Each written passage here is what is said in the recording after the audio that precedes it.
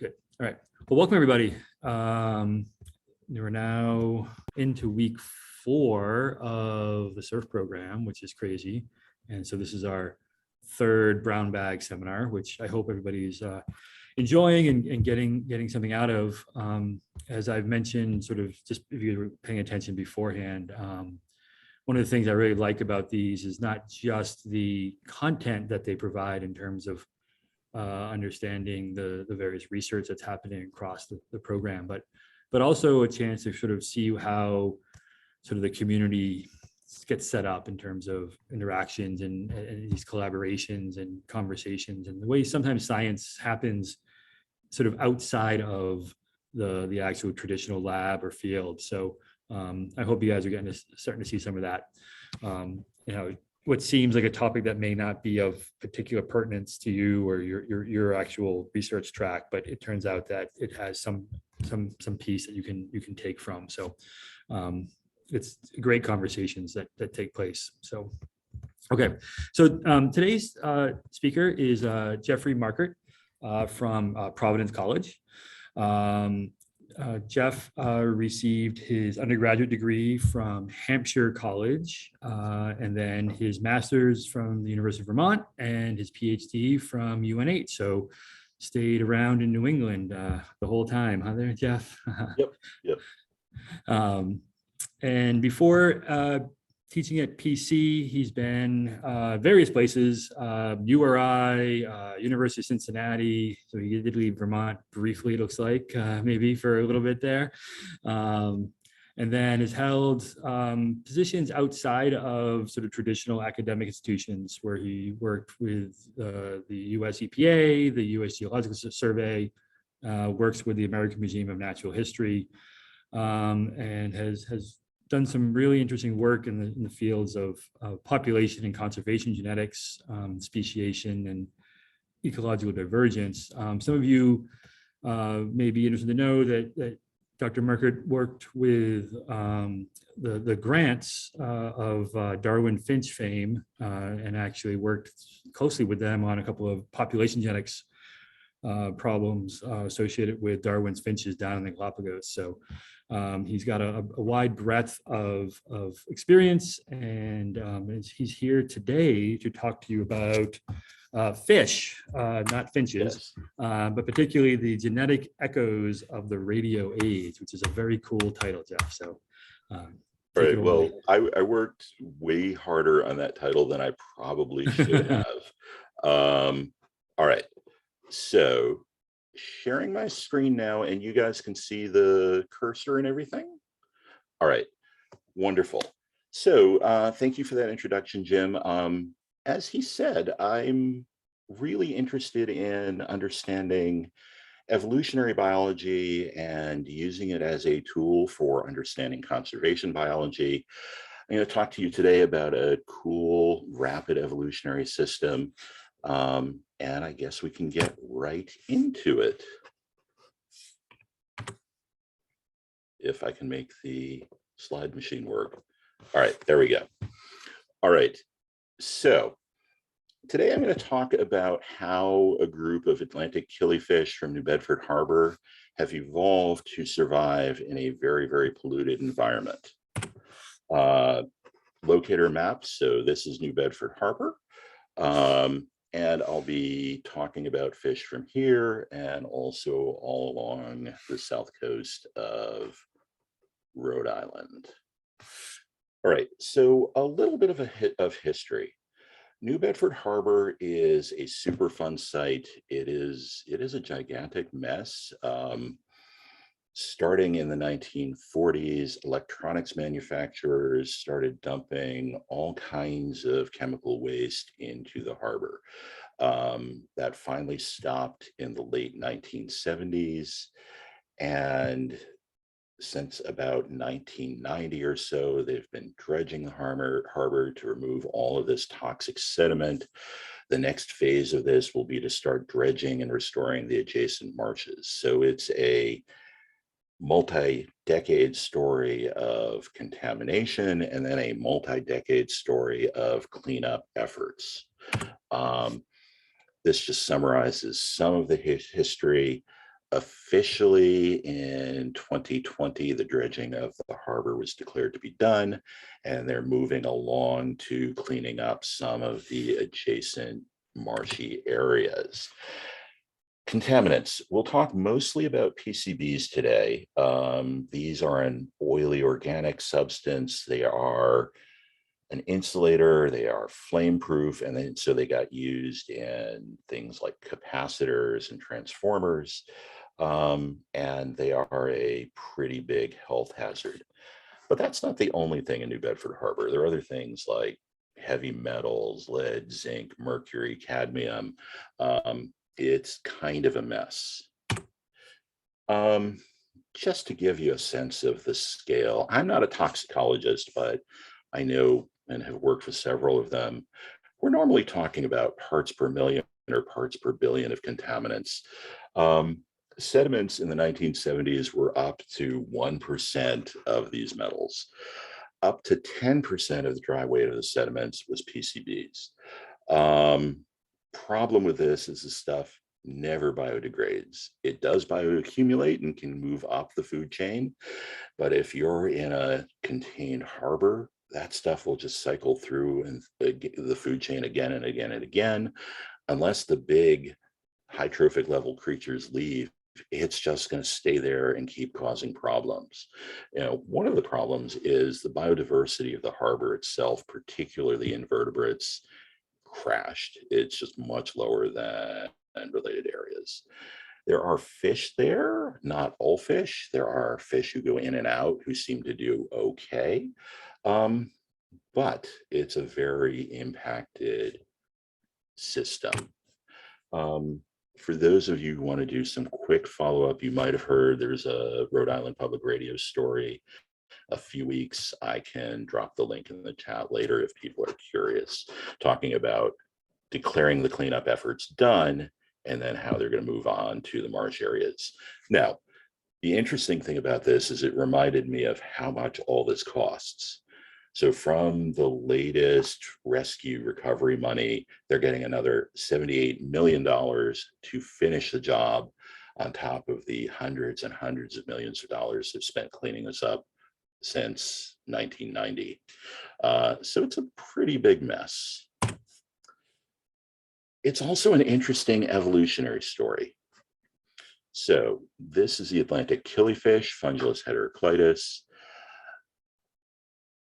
Fish from New Bedford Harbor have evolved to tolerate very high levels of PCB contamination.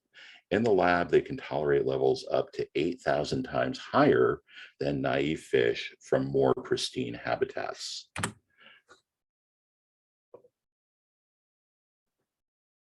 Thank you, Jim. Here is some work done by one of my postdoc mentors, Dr. Diane Nachi, who is from the Atlantic Ecology Division of the EPA down in Narragansett. She's a real pioneer in this system. This particular figure demonstrates that being able to survive in this high PC environment is a real genetic evolutionary change. What they did is they captured fish from a clean site or harbor, Maine, and from New Bedford Harbor. They bred them in the lab, and they're looking at first or second generation fish. These are survival curves. So this is percent or concentration of PCB. This is a log scale. 80% survival dropping down to nothing pretty quickly for the Bar Harbor fish. Again, lab reared second generation fish from New Bedford Harbor surviving these amazingly high concentrations of PCBs. This is real evolutionary adaptation happening. It's not simply that the fish in New Bedford Harbor are acclimated to this toxin.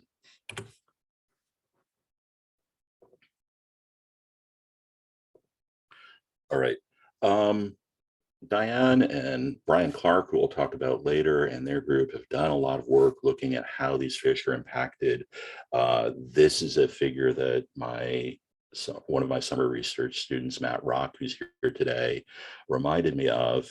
This is showing developmental changes in these fish when exposed to PCBs. So on the right, you see an embryo with normal heart formation. When they're reared in an environment with high PCBs, they develop what are called tube hearts, these long, stringy, and ineffective hearts.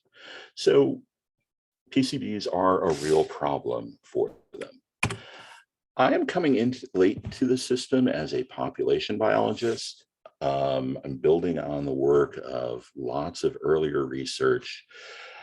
People have a pretty good understanding of the biochemical pathways that are important in allowing these fish to evolve and tolerate these organic chemicals. It involves this particular system. These proteins interact with organic pollutants. They then interact with other proteins. They serve as transcription factors to turn on these enzymes that help detoxify organic pollutants.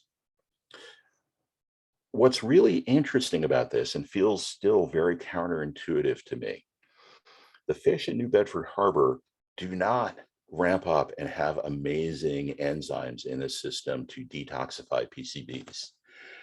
Instead, what happens in the fish that are resistant to these chemicals is there are loss of function mutations somewhere in this system. So they turn the system off. That sounds crazy to me, perhaps to you. Well, why are they doing that? One thought is they're probably doing it because the breakdown products of these synthetic organic chemicals are as poisonous, if not more so, than the original toxin. This is not something they're designed to live with. So breaking down PCBs probably doesn't do you a lot of good, trying to metabolize them and detoxify them. So that seems to be one theory. The other idea is doing all of this must take an awful lot of energy to ramp up and make all these proteins. Maybe that's more exhausting than just living with whatever toxic effects the PCBs themselves have. So I'm a population biologist. I am interested in population level effects, and that's where I come into the story. I want to address 3 different questions with the study. Migration. Do fish from New Bedford Harbor travel freely back and forth to adjacent habitats? Is the East Coast population of Fungulus heteroclitus one giant panmictic population? Panmictic just means everything's all mixed up. There is no population structure. Everybody's part of a giant population. That has important implications for the power of selection and evolution. I'm also very, very interested in genetic diversity. Simply thinking about natural selection, if you have a selection event that kills off part of your population and part of your population survives, that is a demographic bottleneck, and you'd expect that to reduce the overall level of genetic diversity within your population.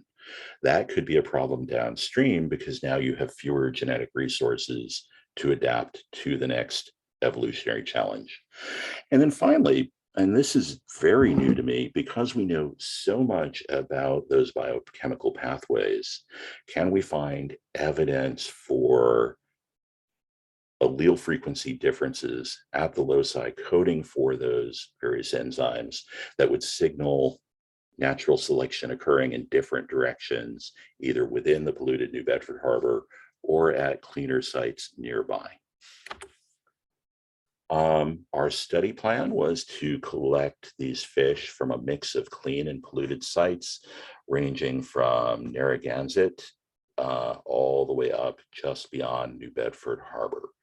Then we used DNA fingerprinting techniques, specifically single nucleotide polymorphisms, to assess levels of migration between populations, genetic diversity within them, and taking a close look at allele frequency differences between the different sites. This just shows you our study sites. Worth pointing out a few things on here. So In brackets are the measured PCB concentrations when they've been measured. Red is high, orange and yellow are medium. Green is measured and relatively low. And then the white ones we presume to be low, they just haven't been measured. The markers we're looking at are these single nucleotide polymorphisms, variants within a DNA sequence, hypothetically, perhaps a fish with one version of this sequence dies when exposed to a pollutant.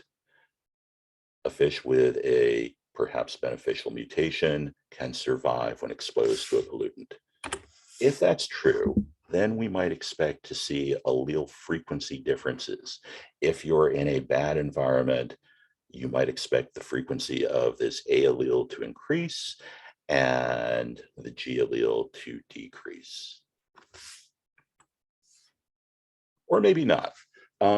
We put some of these S&P markers into enzymes in that system, or the parts that code for enzymes in that system. We had a lot of resources. We also chose a lot of S&P markers that were scattered throughout the genome. Some of them have other functions that we know about. Others are more anonymous to us. So we've got a mix of loci in that detoxification system and elsewhere in the genome. Not everything is likely to be selected. This is a nice place to introduce you to Camila Guerra, who was our SURF student last summer, and to Matt Rock, who's been working with me for the past 3 years. Camila helped with a lot of the DNA sequencing work we were doing last summer. Both of them worked hard to help gather all the fish and turn them into DNA samples. And then Matt has worked for the last several weeks helping me make a lot of the figures that you're going to see today, in addition to helping with the actual genotyping. All right, so what we did is we collected about 500 fish from both polluted and clean sites along the southern New England coast. We designed primer sets that could let us interrogate about 200 SNP loci. As I said, some in that detoxification system, others elsewhere in the genome. I'm not going to talk about the technology, although it's super cool and very fun. It's also frankly obsolete at this point, but it makes good pictures. Suffice to say, we have ways of rapidly assessing complex genotypes in our DNA samples at very well-defined loci. The reason I say it's probably obsolete is, although this is an amazing machine and an amazing piece of technology, I think the next round of this is just going to be done with whole genome sequencing that has become so cheap and so effective. That's what we'll do when we follow up. All right, so our data set, we screened about 200 SNP loci. 55 were variable and reliable. We did a lot of quality control. 55 is not a huge number of loci to be working with, but these are very robust. They are 100% reproducible. So I have a lot of confidence in many of the analyses I'm going to present. We also were able to compare the loci that we assayed using this platform with loci from specific fish that have been genotyped elsewhere on different platforms. Things match up pretty nicely. So we carried forward with only 55 loci. I'll mention again, too, one of the cool parts about this particular study is we know where almost all of these loci are, and I'll show you a figure showing that in a little bit.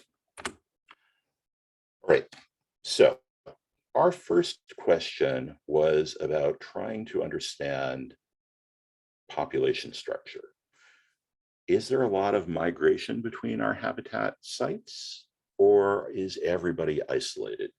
The answer is they are a little bit isolated. They're not completely homogeneous. There are barriers to migration, but things do travel. So this figure shows you isolation by distance. On this axis, on the x-axis, we have an estimator of genetic distance or dissimilarity called FST. On this axis, we have pairwise dispersal distances. All of this was done with a matrix. So we have a matrix of genetic distance here. Matt went ahead and made a comparable matrix of dispersal distances along the coastline between each habitat patch. You look at the correlation between those, you have to analyze them non-parametrically, and we find that indeed there's a strong pattern of isolation by distance. So everything isn't homogeneous. The further apart two populations are, the more dissimilar on average they are genetically at the 55 loci we surveyed. Looked at this a different way.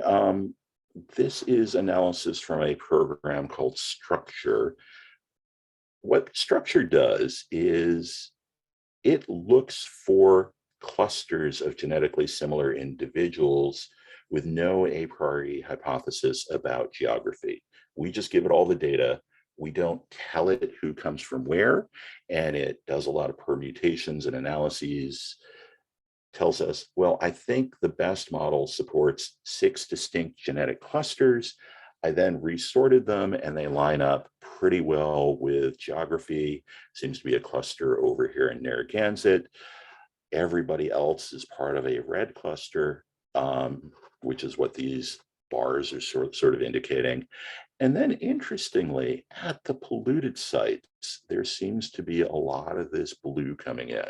So this is a distinct group.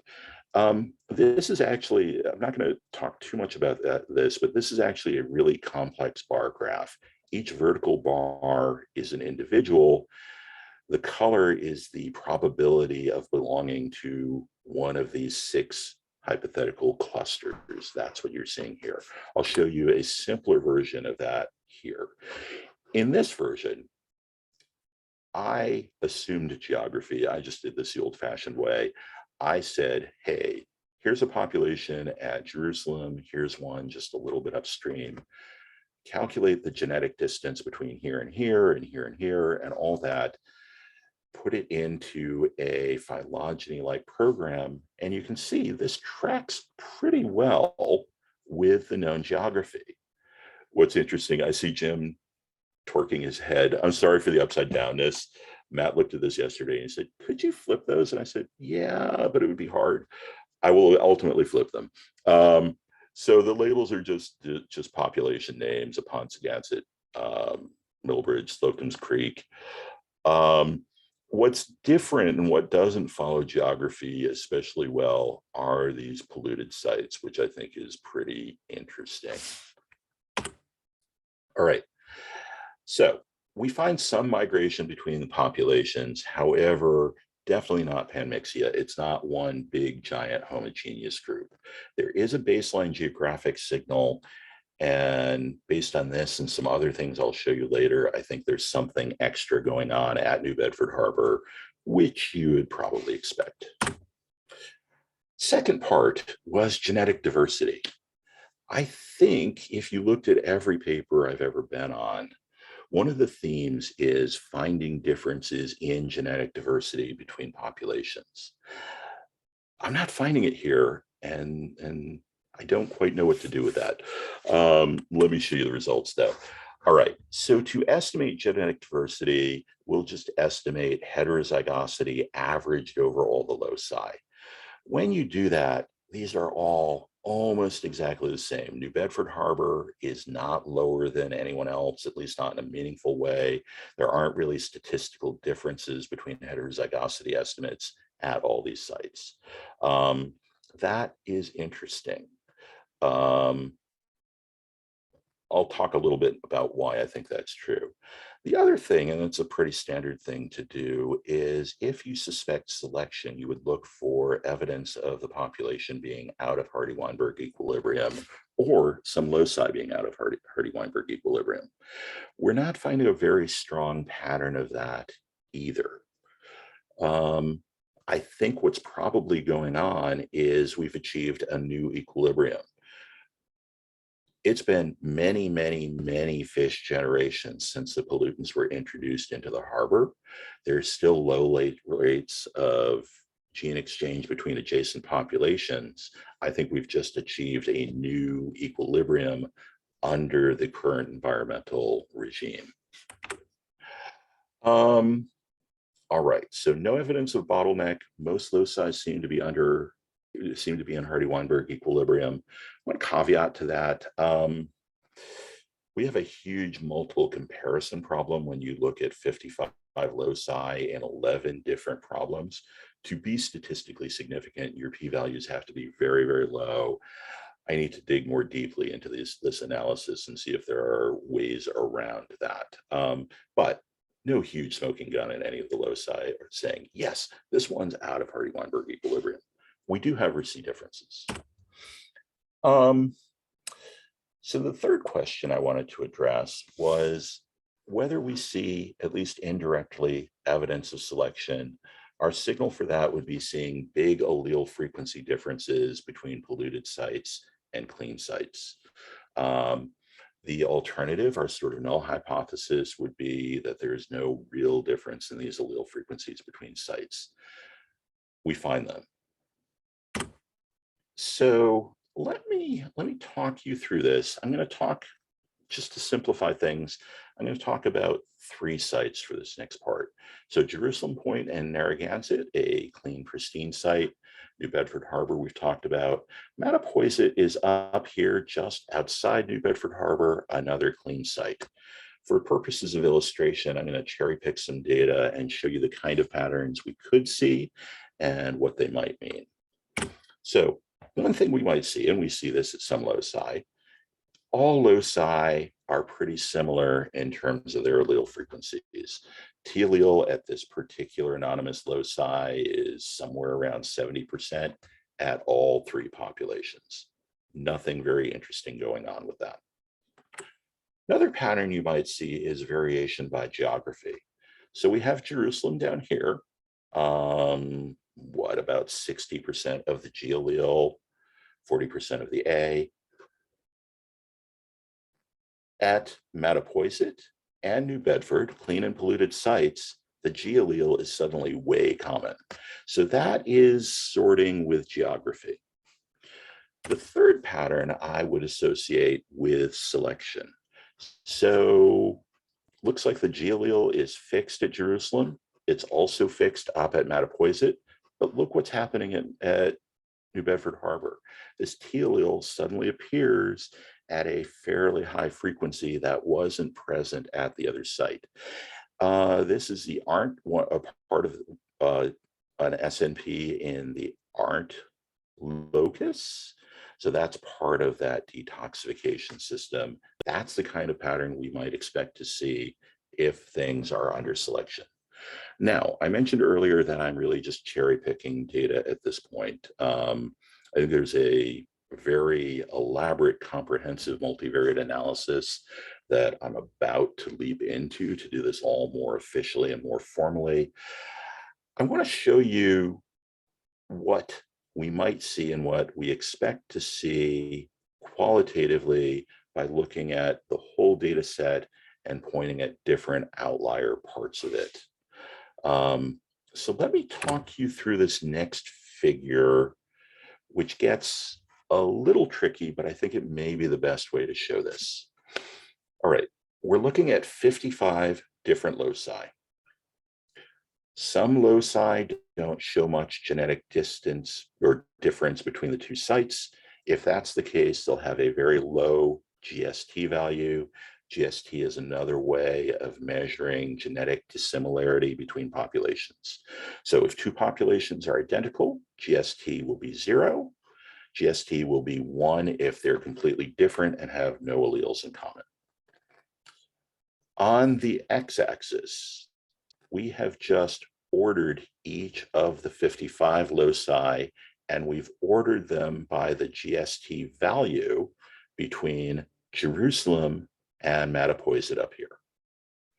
All right, so this is another way of showing something that looks a lot like a normal distribution. If we want to infer selection, we might hope to see things that deviate from this general geographic pattern. So here we have Jerusalem to Mattapoisett. Some loci don't show much difference, others show some difference. Boom. Add on to that a comparison between,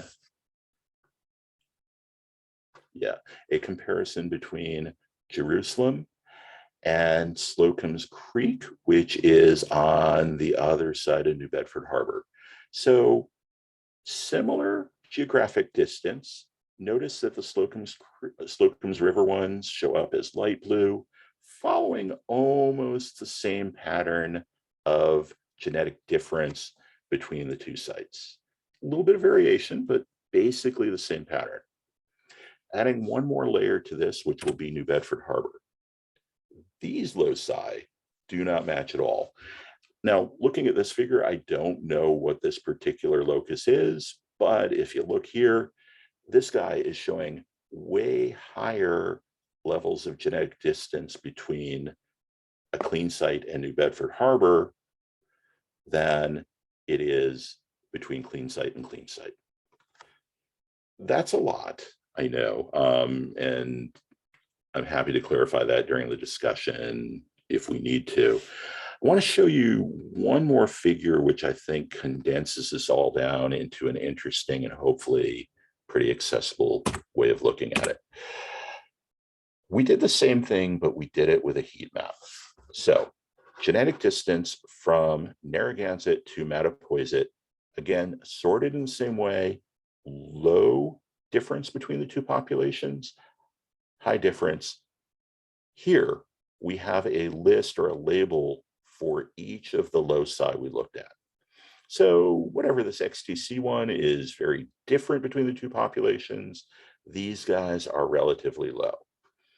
Slocum's River, again, genetic distance between Narragansett and Slocum's River, similar patterns, some noise, some exceptions. Look at this third column, which is New Bedford Harbor to Narragansett.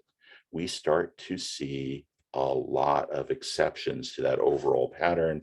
This is really what we're seeing when we looked at the data this way.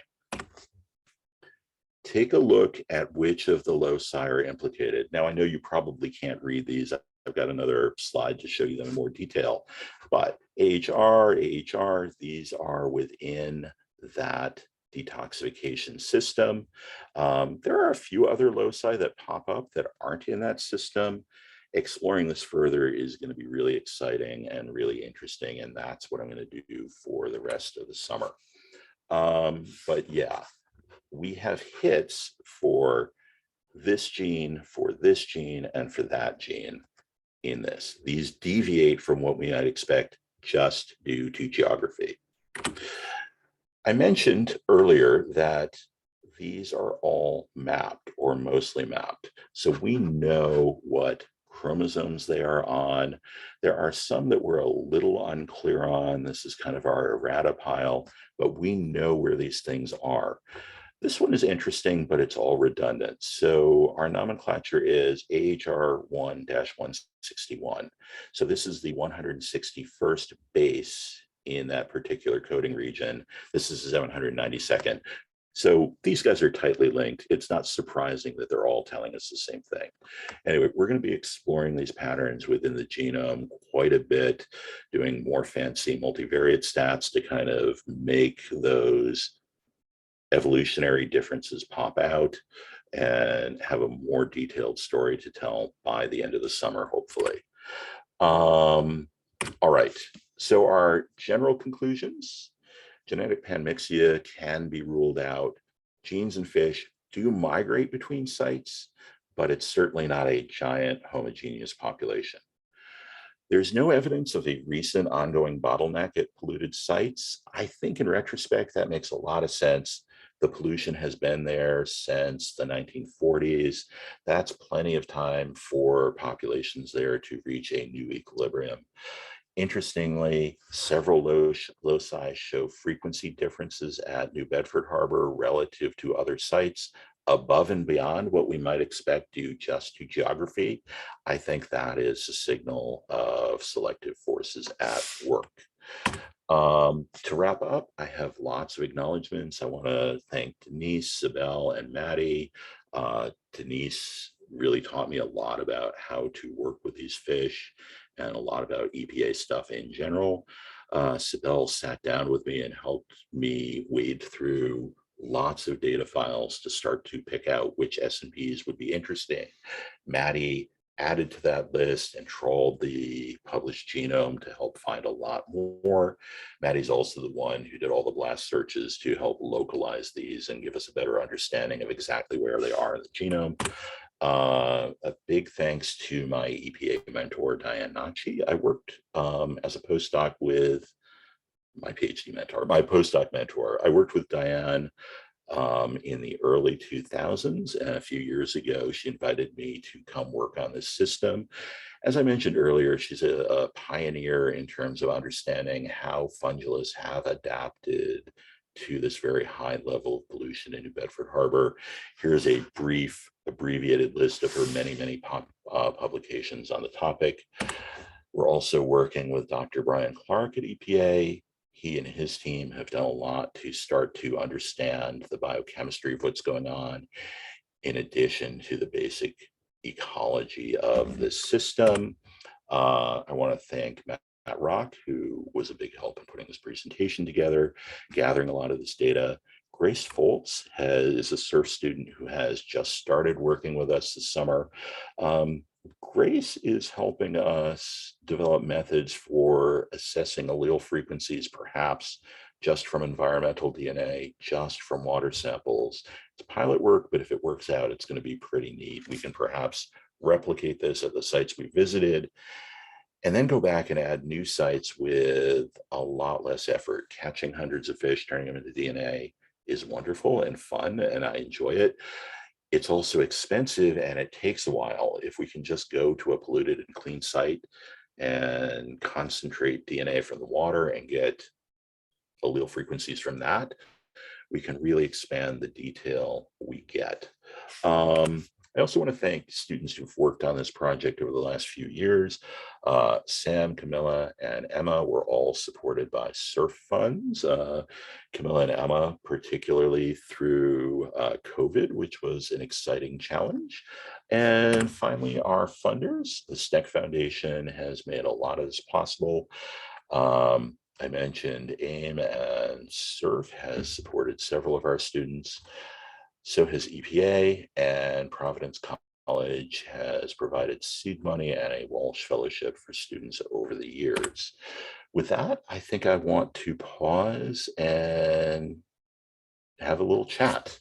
One of the things I'm interested in is trying to first make sure my story made sense, and if there's maybe a better, clear way to present this tricky, messy data, I would love to hear about it. And that's it. Awesome. Thanks, Jeff. That was great.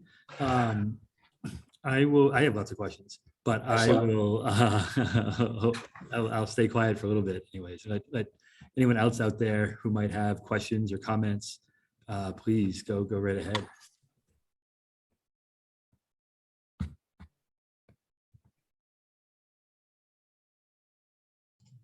All right, Jeff, so I'll ask a question.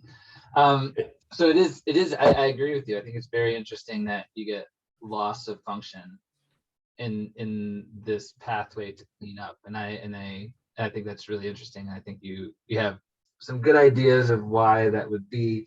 I guess it's, too, and it goes to your first point about how, there's mixing of these alleles, but it doesn't seem like there's a predominance of one, because it seems like it to me, right? It's kind of interesting, and maybe you can expand on this because this is your area. But like, why would you think that maybe some of these like the genomes of the fish that are growing in the polluted regions, it seems like that would make them more fitter, right? And again, this is sure, it's a terrible bias to have when you're talking about evolution, right? Because I mean, it's interesting that they don't migrate out to me and find cleaner water and then in some way take over the world. Right. I've had a lot of conversations about that with Brian Clark. And he has a much stronger ecology background than I do. We always talk about trade-offs. So you're good at detoxifying PCBs or surviving in PCBs. what's the cost to that? What are you not doing as well? So either you're a superfish and you come out and you take over the world, or you face challenges when you go out in the world because people who don't have this modified detox system do better. It's unclear right now which of those two it is. Brian has spent a lot of time looking for trade-offs and costs of New Bedford Harbor fish in different experiments and hasn't found any. So it's an open ecology question and a really, really interesting one. And then a follow-up kind of to what you're talking when you mentioned that the kind of like the breaking of the detox system, and then maybe I missed it, I'm sorry, but have you looked at some of those alleles that are overrepresented? No, but that's the next step. So of course we have the sequences now, and we can look and see, are they causing stop codons?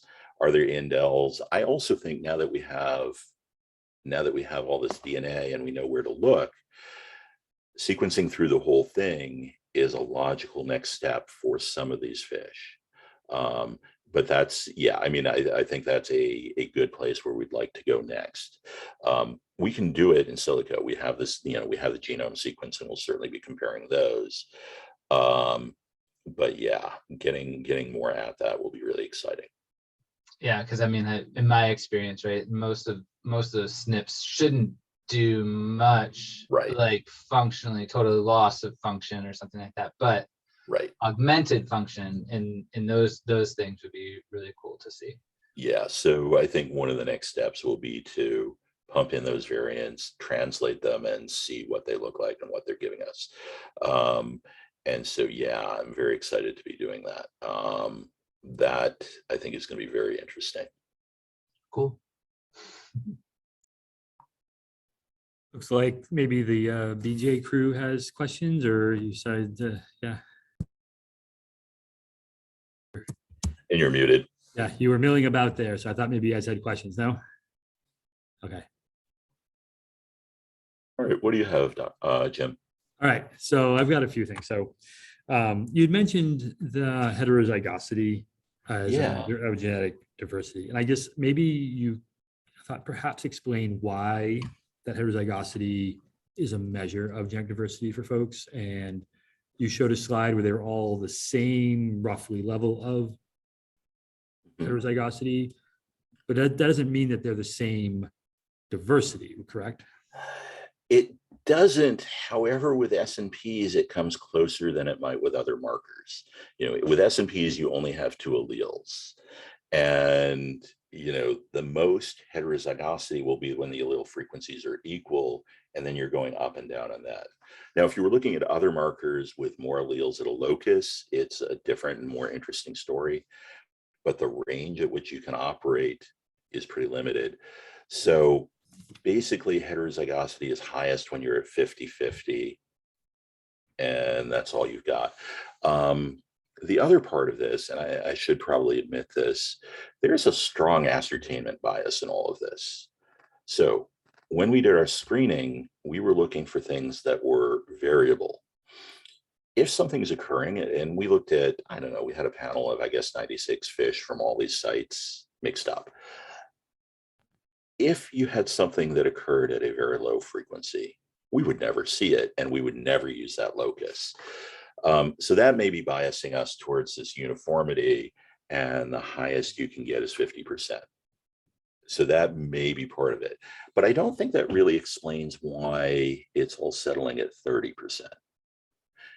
Having said that, there is a big difference between loci. So that's the average of all loci together. There are definitely real differences, as I showed on those other sides, between loci, and I think it's time to get more granular about it. Is that what you were asking, or am I? Yeah, I think so. Yeah, I think so. Yeah, and Okay. I think I misunderstood that what that was representing. So I guess, and I'm thinking about in terms of alleles, and so when you looked at a particular loci, a particular locus, you're looking at two alleles and you're comparing them between sites. So because I was thinking perhaps one site might have a completely novel allele for that particular locus. Right. Right. Now, that I think is a second order question that we'll look at. Some loci are going to show very high diversity at a site, some very low.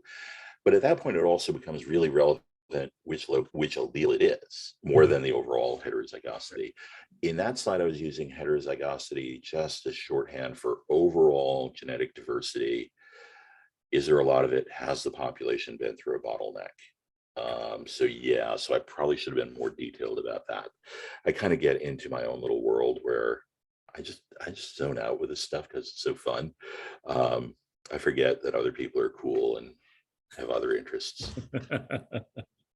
It's all cool. It's definitely fun. And then I have I guess questions maybe kind of related, but you mentioned having difficulty in terms of statistical analyses with your p-values. And I was thinking about sample size, right? And you've got hundreds of fish and 55 loci, but you've only got one polluted site. Is that right? This is true. This is true. Now, what I didn't mention in the interest of simplicity is this has been replicated. This pattern of adaptation has been replicated, and that's well documented. So fish do the same thing in Bridgeport Harbor. There is a very polluted site in Virginia that has similar levels of organic pollutants. They see a parallel pattern in those. I thought for this study and also for just being able to tell a story, I was just going to focus on one, but it has been seen elsewhere. Ultimately, it would be nice to bring in fish from those other sites. Diana and Brian do have samples from those sites, but within the purview of trying to keep things in and around Narragansett Bay for funding reasons, and also trying to keep it manageable for this first round, I didn't include them. So yeah, I think that's a neat thing to look at. And you're right. As I've shown it now, we have an N of 1. Yeah. Parallel evolution in multiple sites will be a nice addition to this story. Yeah. So I was thinking about that and how you could get at that. The differences you're seeing in one place. And so even though you have 55 different loci, it's still right. That's a difficult statistical approach. So. It is. I mean, there are multivariate ways to address this. The place I'm at now is a little challenging. If I had genome sequences, there are wonderful sliding window ways to approach this, but this isn't that. Mm-hmm. And if it were a classical population thing, genetics thing with 12 loci, I know how to do that. We're kind of in between. But I think there are ways. I'm getting threads on how to proceed with that. Yeah. More data. Well, more data, but I think first more thoughtful analysis. And one of the things I'm really worried about, I'm deliberately cherry picking for this talk, but I also want to be really careful to not be doing that in my main analysis. I'm telling stories here. I'm saying, look at this cool thing, look at that cool thing. Demonstrating that cool thing is statistically significant and meaningful in the context of the whole project is something I'm very sensitive to. Yeah. Jim, I have a question I think it's kind of based on that. And I was a little bit late, so I apologize if this was already asked, but is there a particular reason why you're using Fundulus as a model species? And two, are there any, maybe in future studies, are there any other species besides Fundulus that you would be really interested in sort of researching? Yeah, okay, so the reason is because, one, I think it's one of the few fish that people observe doing this in New Bedford Harbor. And there's a huge long history of study of it. So that makes it very accessible. There are tons of teams working on the same question. But you bring up a really interesting question, which is, does it happen in other creatures? And first of all, yeah, we know it happens in other things in the same genus, for sure. There are lots of papers on that. And it seems to be happening in similar ways, similar systems. What's interesting is that system is highly conserved. Vertebrates all have it, or not even vertebrates, metazoans all have it. So yeah, that is an interesting question. But what the reason I'm kind of stammering is I don't think people are seeing it in other fish. So maybe there's some particular combination of demographics and migration rates that make that happen. One of the things that's atypical about Fundulus, I think, is they have huge population numbers. And although they travel and migrate between these sites, individuals don't travel far. So that may be part of it, and it would not, other fish may not be able to evolve for those kind of reasons. I don't know, I'm clearly waving my hands, but I think it's a really interesting question because this system is something that every animal has in some form. And yet we know at a macro level, when you do a general biodiversity survey in Bridgeport Harbor or New Bedford Harbor, biodiversity crashes. Lots of things just are not there. So in theory, everybody should be able to do it. Why is it mostly these guys? I don't think we know that others can't do it, but clearly not everybody's doing it. So another wonderful question that I don't have an answer for, which is exciting. Well, yeah, I mean, I think for me, like that's what would be interesting because you're looking at different geographical locations. And I mean, there may be other species that are different depending on those locations, and what are the interactions between those species and how are they different and how do they sort of interplay with Fundulus? That would be interesting to see. It seems like I'm probably proposing a lot of work, but well, yeah, that's fine if you want to fund it. I mean, I don't have that power. But yeah, and if I had to, if you forced me to speculate on an answer, I'm going to say it's something about the demographics and migration patterns. There are huge numbers of these guys.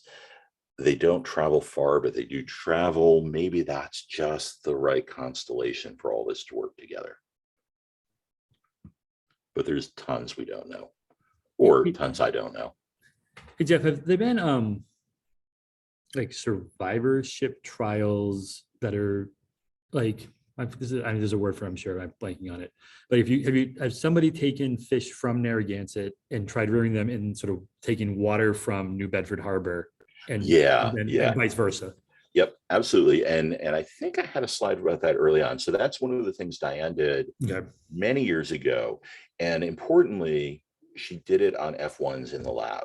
Right. You showed the PCB levels. So right. But I was just wondering about, literally, could I go to New Bedford Harbor, take some water from the environment, bring it to the lab, put Narragansett fish in there, and then see what happens, and vice versa. So take Narragansett water. Right, absolutely. And what happens is what you might expect to happen. They've done it with the sediment. Mm-hmm. If you try and raise Narragansett fish on New Bedford sediment, they will die. Okay. So yeah. The figure I showed, they had basically bought a PCB, a version of some kind of PCB from Sigma in order to control it. But yeah, they've done those sediment and water experiments for sure. Yeah, I mean, I assume that would be the case. I know that you had the controlled sort of lab-based trials for PCB levels, but I didn't know if it was, no, the sediment itself has been tested and is nasty the way you would expect. So, and what about and then I imagine the reverse, then you could take Narragansett sediment and put New Bedford Harbor Fundulus into there, and they as far as I know, I don't remember people talking about that as much, but I think they do fine. I think they do fine. And that's, and that's one of those things that Brian Clark is interested in is, well, if you were to compete them in that clean environment against the other fish, what was the trade-off for adapting? He's done some of that. I can't give you too many details because I don't remember them, but he's done some of that and not found any real competitive differences. But of course, who knows what they might be. Sure. But he's been looking for a while and hasn't seen them. Great. All right, we are right up against it. Are there any last questions for Dr. Markert? All right, thank you, everyone. If we can all give him a nice round of applause. Thank you, Jeff. That was wonderful, as always. And I'll hang around if anybody has to have some conversation or questions for me, either students or otherwise. But otherwise, thank you guys for attending. And if you have questions, I'm sure Dr. Markert would welcome. Be here for a minute. Yeah, we welcome additional stuff. So otherwise, I will see you guys next time. All right. Thank you. Thanks, Alicia. Yeah. Since we're a smaller group now, did the stuff I was trying to show with the last graphs and the heat map make much sense? Because I showed the heat map to James, one of my clever colleagues, and I just made him confused and sad. So we reworked it and added the graphs and primed with the allele frequency differences first. But I still think it's a tough concept to get to people, because I'm trying to explain this like macro level process where there's variation among the loci anyway. Did that seem to make sense to people, or was that just me talking? So I thought it worked well, but I am relatively familiar with sort of genetic distances and FSTs and different loci. I thought the heat map was a good way of showing that, sort of like when you looked across, seeing that red kind of pop out was clearly different from the others. But again, that's all right. Well, if at least I like the heat map, and Jeff, I sent you an email too, because I didn't know if we were getting a chance to talk about this, but I thought your presentation worked. I thought the most compelling figure that you had was the computer modeling, right? That grouped everything. Oh yeah. And for that to pull out, I mean, I know I've worked with those before too, right? You have to tell it you have so many groups and to pull it out. But I thought that was most compelling, because all the fact that your dirtiest stuff came out together. And separated from everything calling else. that a phylogeny, because it's not.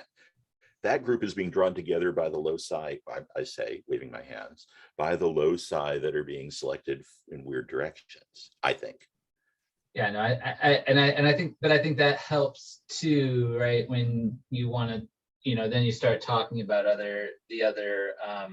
when you bring up the other figures like your heat map, to be like, now if we order everything based on this and then compare it across, you can see the changes. I think it worked. I mean, I followed it. Cool. Well, I'm glad I talked to James, because like I say, I showed him the heat map cold, and it did not go nicely. I mean, he was very helpful and nice, but and he helped me redraw some other things, but yeah. I think one thing that might be, I think, cool or helpful, and this is coming from if I'm misstating this, or if it's something that's not possible, then feel free to correct me. But I think one of the things that might be helpful, or at least what I would think would be helpful for me, is if you're showing the variation in alleles, like you could show an image of the fish of hypothetically what their actual reaction would be in the environment. Like, are they healthy? Are they sick? Are they dead? So add that kind of graphic. Yeah, that might be helpful for a non-expert to say, yeah, like if we're seeing this allele consistently in this location, this fish is having a tough time, or this fish is having a great time. Yeah, I do think something a little more graphical and accessible would be important. The problem I'm having with it, Sean, is that it's hard to do that simultaneously for 55 loci all at once. And so I resorted to just kind of, like I say, cherry picking. I'm going to show you three loci. Mm-hmm. But yeah, I think that is exactly the kind of thing we need to make it accessible to people. And I appreciate your thoughts. I mean, you're the professional communicator. I'm an okay communicator sometimes. And Jeff, I wouldn't put down the fact that, I understand for your overall research goals, right? You want more than 55 alleles, right? But you stop putting that down, right? I understand. Well, I'm defensive about that, because I know I know when I Right. send it out to review, somebody's gonna say, well, we looked at 8,000 S&Ps. Yeah, we're Yeah, not but your nature. 8,000 S&Ps were noisy as hell. Mine are perfect. Yeah, we're not nature. We're not nature. Yeah. So don't worry about that. I mean, and I think it's very Thank you, Steve. appropriate, especially for, a talk. And I mean, even for when you get, your 8,000 your 8,000 loci.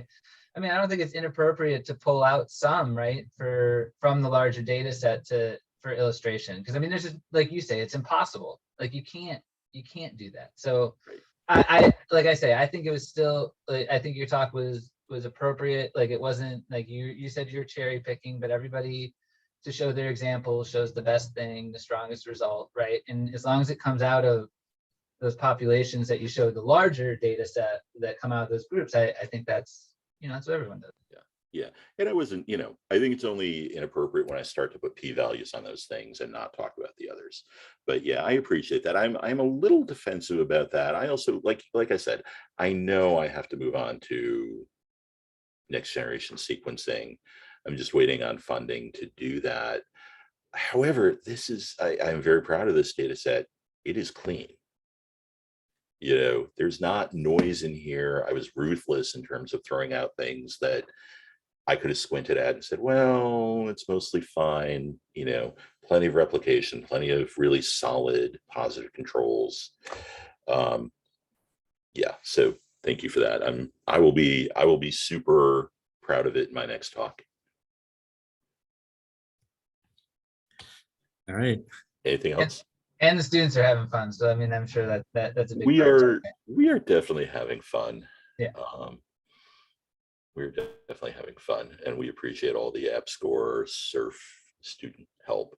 Because yeah, Grace is definitely tearing it up this summer, as Camilla did last summer. Yeah. I've been very fortunate. So yeah. Anything else? I'm gonna go. I'll see you. I'll see you guys. See you, Steve. That was good, Jeff. All right. Excellent. So thank you. Thanks for organizing this. We'll see you next week. See you next week. All right. See you Bye. guys. Bye, Bye, everybody. guys.